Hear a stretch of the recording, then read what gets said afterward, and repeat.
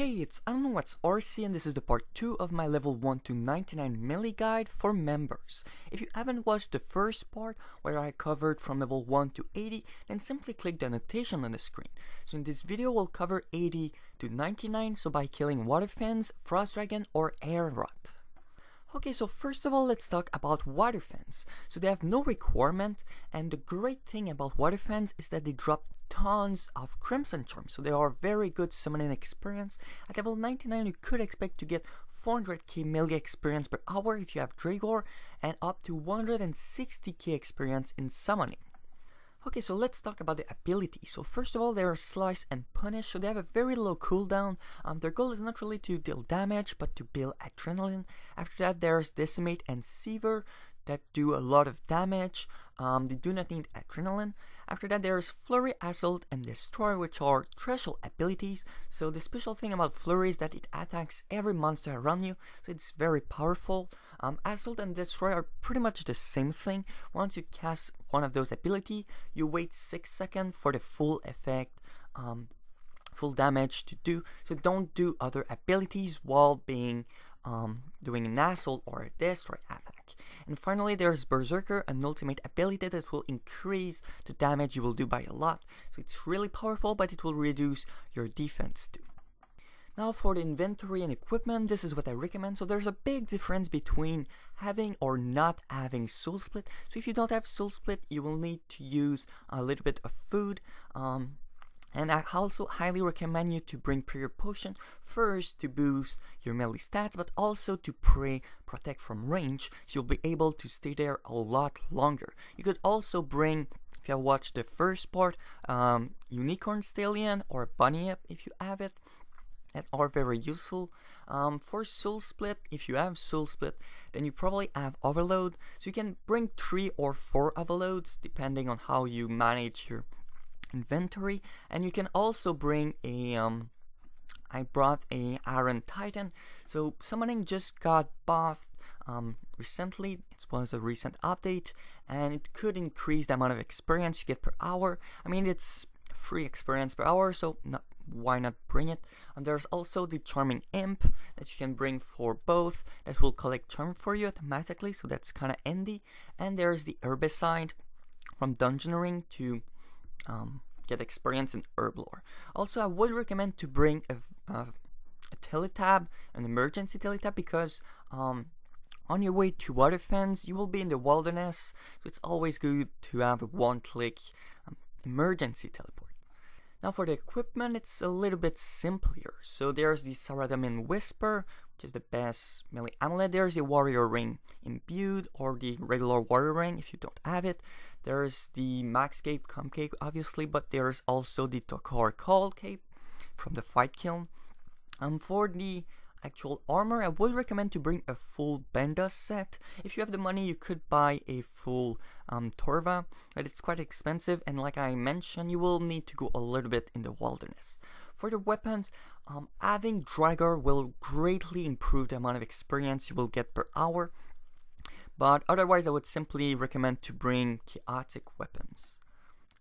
Okay, so the Waterfiends are located in the Chaos Tunnel. It's the best place to kill them. You could also go to the Ancient Caves, but you will get less experience because they are less packed. But anyway, to get there, you teleport to Edgeville, run north to the wilderness, enter the Chaos Dungeon there. Then you simply need to follow this little path all the way to Waterfiends. Okay, so from Edgeville, you want to run north to the wilderness, and once you're there, you simply want to enter up the dungeon the west. So once you're inside, you simply want to follow what I'm currently doing. So you want to go to the mummies by using the northwest portal, and once you're there, you simply go west, enter this portal to be teleported to the Zamorak mages, or Monk of Zamorak, I don't really know. Then you go north, you will appear in the Dust Devil, run north to the Black Demon, west to the Earth Warrior. They are also Bronze Dragons, so be aware. Then you go to this portal to go to Airut, and finally you want to go to this one to be at Waterfiends. The Waterfiends are not aggressive. Once you're there, you simply summon your Iron Titan. If you have it, drink your Overload, drink your Prayer and Renewal, and you simply start killing the monster with Soul Split and thermal if you have it. So simply spam the 1 and 2 abilities. When you can, you do the other ones, I guess. They are not really hard to kill, especially if you have Drygore. And I guess that's pretty much it. Okay, so now let's talk about Frost Dragon from level 80 to 99. So the great thing about Frost Dragon, unlike Waterfiends, is that you will make shitloads of cash by picking their Frost Dragon bones. However, in order to kill Frost Dragon, you will first need to have level 85 in dungeoneering. Another thing to consider is that they are weak to stabs. You will want to have Rapier while killing them. So there are two main ways to kill the Frost Dragon. The first one is to simply pick their bones. That's what I would personally recommend. However, you will get slightly less melee experience because of the time wasted picking them. There's also a big difference between having or not having a pack-yak. So the level 80 right there is assuming that you don't have a pack-yak, while the level 99 assumes that you have a pack-yak. And there's also the way that you can simply kill them non-stop with a Bone Crusher and a Demon or Necklace. So it's a very good source of melee experience, and it's also great prayer experience. Okay, so for the abilities, it's exactly the same than Waterfiends, so simply go check out the Waterfiends part if you want more detail. Now for the items, this is what I recommend. So if you want to pick the bone but you don't have a pack-yak, then it's the inventory to the left, Charming Imp if you have one to collect the charm. After that, a Remington teleport. It's kind of more like a safety teleport because you can simply use teleport to Port Sarim. A full set, full super set or extreme set or overload, obviously, prayer renewal and prayer potion.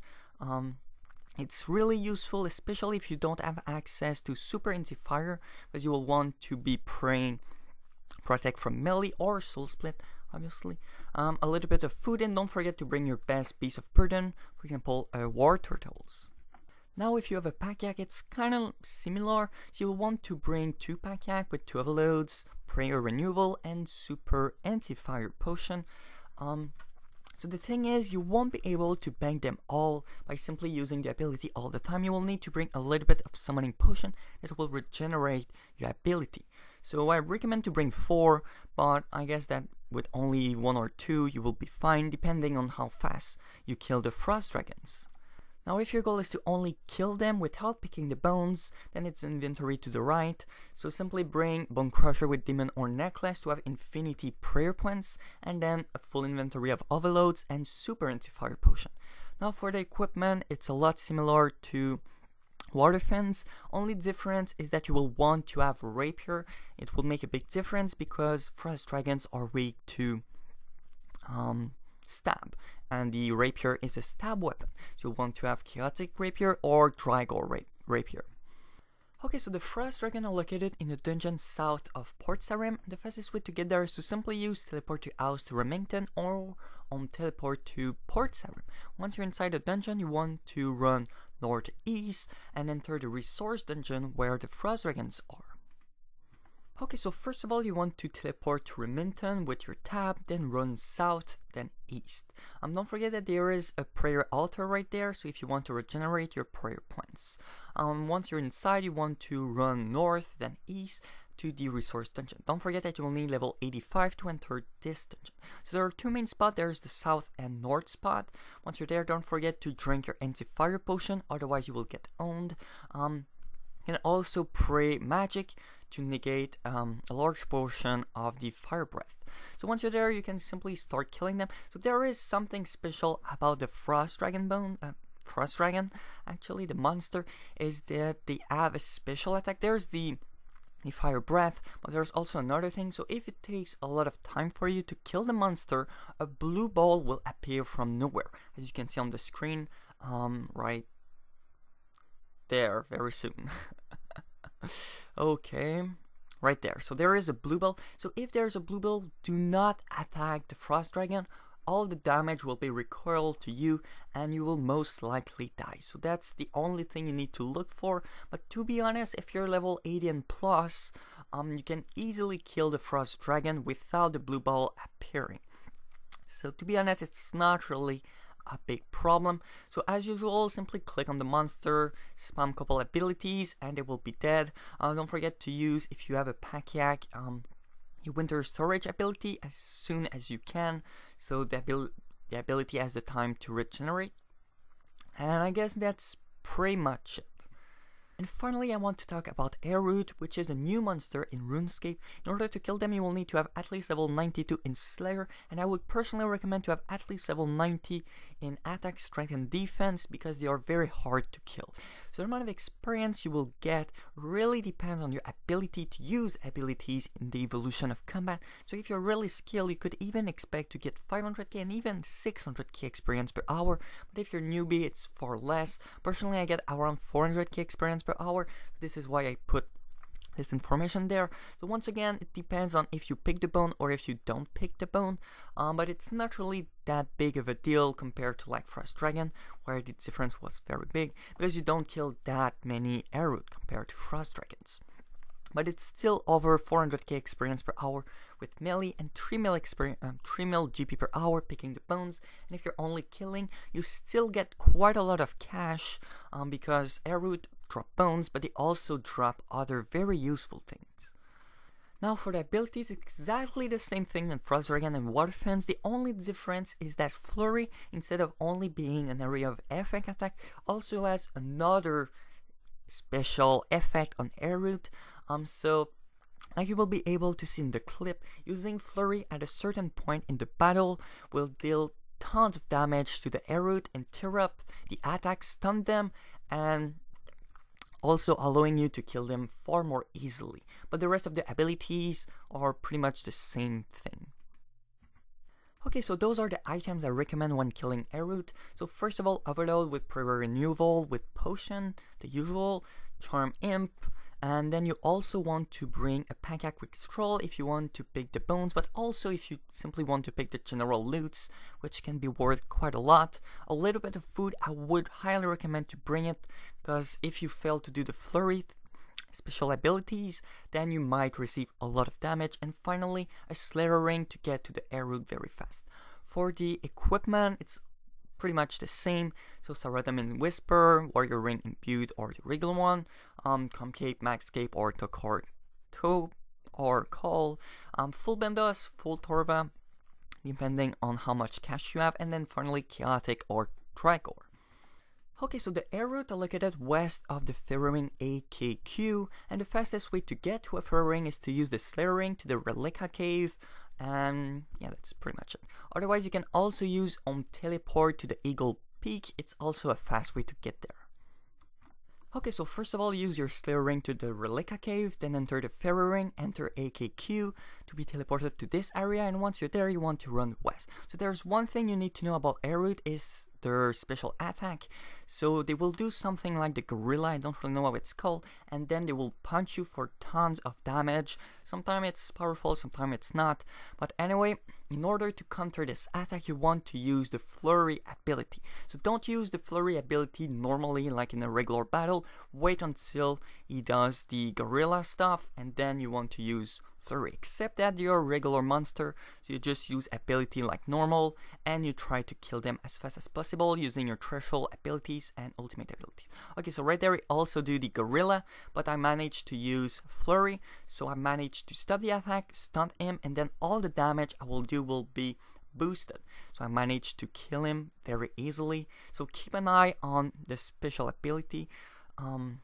So yeah, so I guess that's pretty much it about Airut. Don't forget to pick the bones and bank them.